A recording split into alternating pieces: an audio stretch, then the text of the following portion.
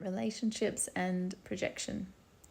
So when you find yourself at a point of confusion, I find that it is usually where other parts of you, older parts of you, have risen.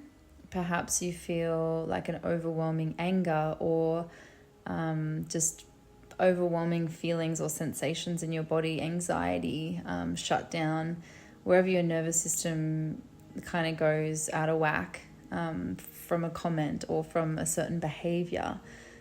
It comes from somewhere. So to figure out these things in relationship to friends, to children, to partners, to whoever in the workplace, we need to become aware of our own shit, basically.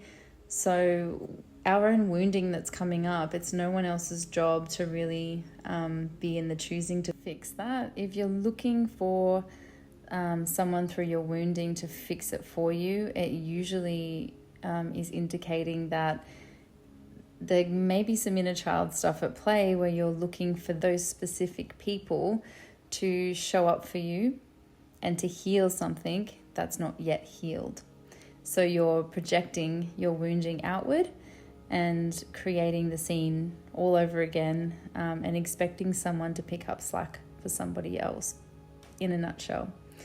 This may sound like a very direct and harsh way to word it, but I don't see any other way to explain it. And so to sit with the discomfort of what's coming up and to know that perhaps that person, or you may feel confusion, and just to sit through it. Because if we don't sit through it, we may start a fight, we may run away. Our attachment styles may come into play, so you might feel more anxious and really lean in and cling, and even at the cost of yourself. So there might be self-abandoning, or the other way where you might become more avoidant and push or create a fight and try to cut and run so you don't have to deal with it at all because it's too confronting. So sitting in it while we're understanding, hey, there's a bit of confusion here, and rather than projecting outward, I'm going to sit with this. It is one of the most vulnerable things that you will do, and this is you doing it for yourself first and foremost, and then you're doing it so you're not creating a rewounding cycles with other people.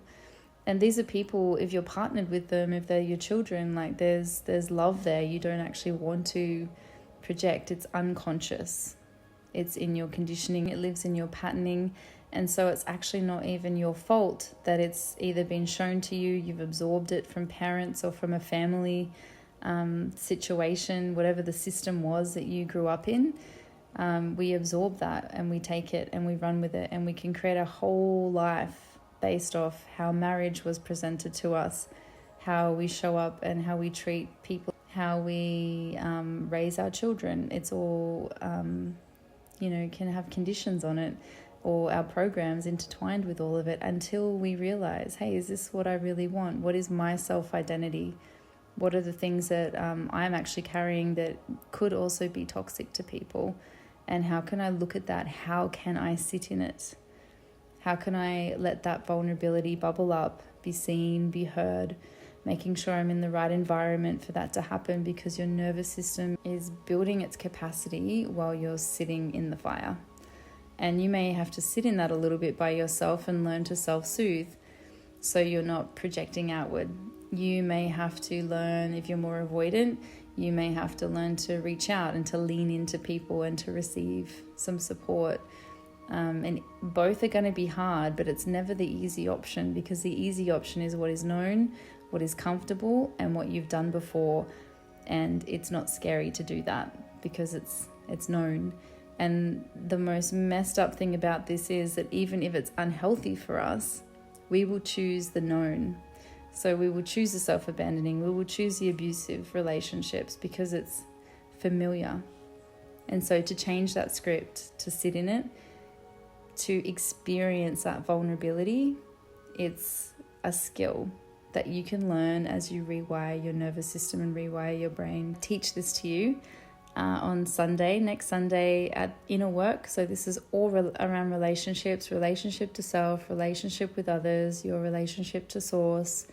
I want to teach exactly what I've spoken about. So if you resonate with this, if you want to build connection in a different way, a deeper way, a more conscious way from your body, and experience how that is and come and learn these skills, I'll leave the link in my bio. So just click on events and Inner Work Day Immersion here at Pomona next Sunday. And I hope to see you there.